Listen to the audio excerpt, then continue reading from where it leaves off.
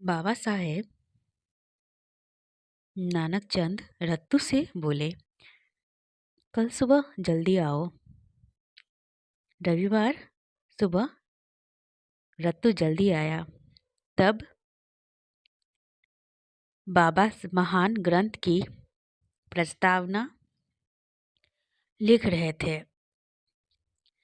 5 minute हो गए, फिर भी बाबा साहेब का ध्यान रत्तू की ओर नहीं गया।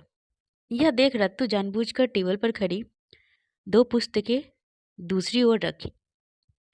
तब बाबा साहेब ने ऊपर की ओर देखा तथा बोले, तुम अभी तक घर नहीं गए?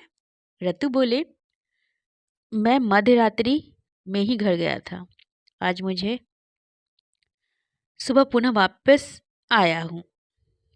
तब बाबा साहेब ने आश्चर्यचकित होकर कहा, मुझे लगा तुम घर गए ही नहीं।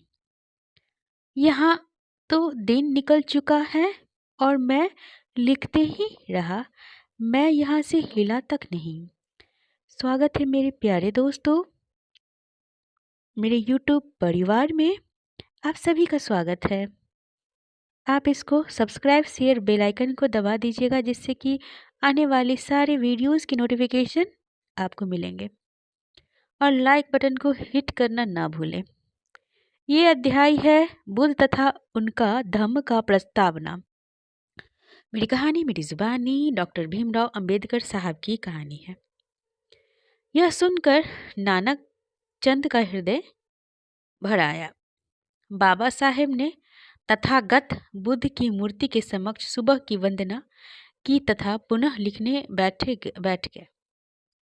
बुद्ध तथा उनका धम्म की प्रस्तावना स्वयं के हस्ताक्षर से लिखकर पूरी की तथा टाइपिंग के लिए नानक चंद रत्तू को दिए।